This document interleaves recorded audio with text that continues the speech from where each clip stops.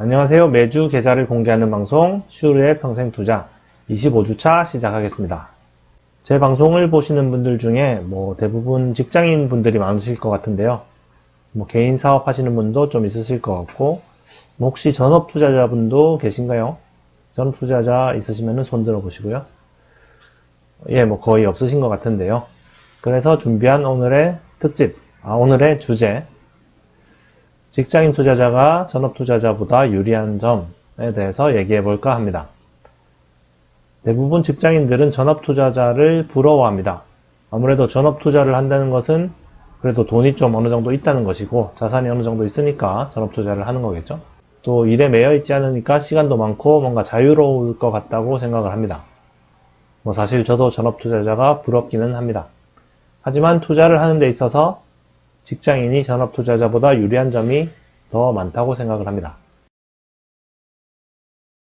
직장인 투자자가 전업 투자자보다 유리한 점 첫 번째, 직장인 투자자는 꾸준한 수익이 있다는 것입니다. 수입이. 투자를 하다 보면은 반드시 크게 하락하는 때가 오는데요. 20, 30%씩 하락하는 때도 제법 자주 오고요. 경제위기가 온다거나 심한 경우는 반토막이 나기도 합니다. 반토막보다 더 내리기도 하죠. 그럴 때 이제 전업 투자자는 다른 수입이 없기 때문에 멘탈 관리하기가 쉽지가 않습니다.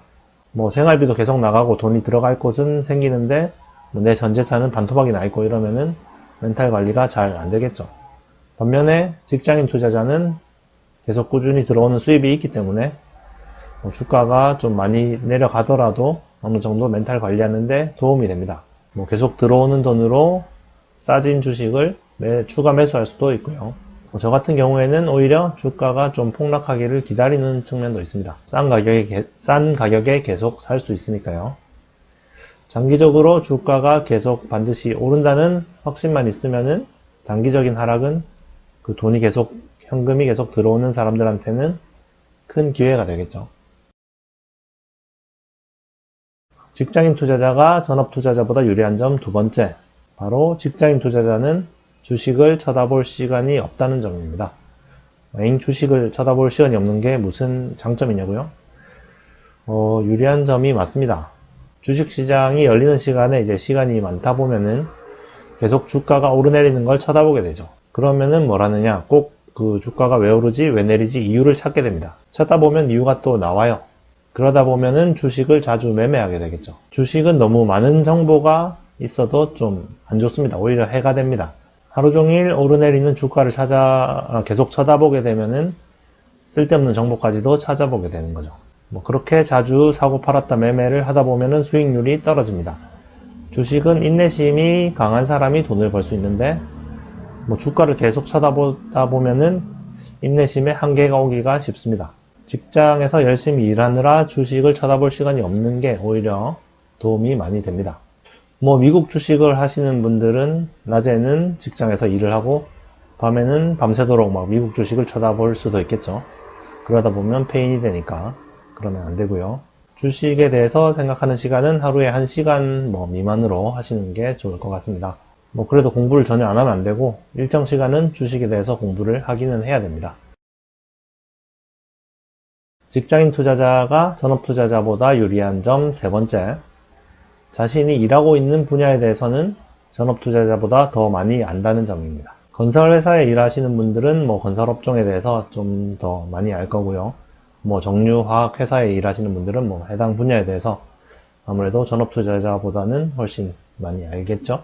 물론 그런 전문 지식이 있다고 꼭 투자를 잘하는 것은 아닌데 투자에 대해서 어느 정도 공부를 한 사람이 이제 그런 전문 지식까지 있으면은 훨씬 도움이 되죠. 대부분의 직장인들은 돈을 벌기 위해서 직장에 나갑니다. 자아 실현을 한다던가 아니면 진짜 일이 좋아서 하시는 분들도 있기는 있겠지만 대부분은 이제 돈을 벌기 위해서 직장에 나가죠. 그리고 자산을 조금이라도 빨리 불리기 위해서 투자를 합니다. 자산을 빨리 불려서 뭘 하고 싶을까요? 은퇴를 하고 싶겠죠. 일을 하지 않고도 놀고 먹는데 무리가 없는 거. 대부분 직장인들이 꿈꾸는 거 아닐까요? 은퇴를 하지 않고 일을 계속 하더라도 경제적으로 압박을 받지 않고 좀 자유롭게 그렇게 일을 하고 싶겠죠. 은퇴를 하고 나면은 사실상 전업 투자자가 되는 겁니다. 투자 수익으로 먹고 살아야 되니까요. 그러면 은퇴를 하고 나서도 이제 직장인 투자자의 그 유리한 점을 잃지 않으려면 어떻게 해야 될까요? 일단 첫 번째 유리한 점인 꾸준한 수익을 확보하려면은 채권의 비중을 뭐 좀 늘린다던가 아니면 배당을 많이 주는 회사를 좀 많이 보유한다던가 그렇게 하면은 꾸준하게 현금이 들어오겠죠. 그런 식으로 전업 투자자도 꾸준한 현금 흐름을 만들 수 있습니다. 또 두 번째 유리한 점을 계속 유지하려면은 뭐 은퇴를 하고 나서도 주가를 가급적이면 안 쳐다보는 게 좋겠죠.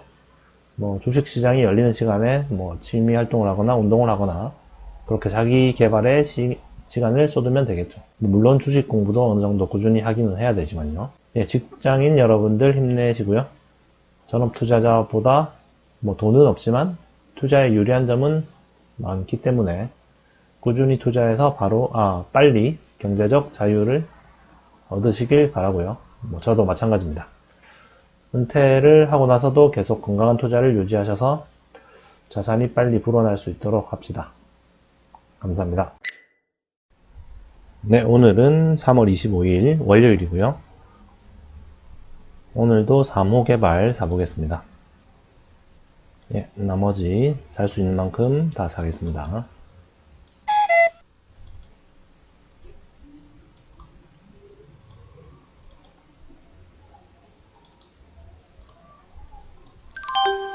네, 매수가 되었겠죠?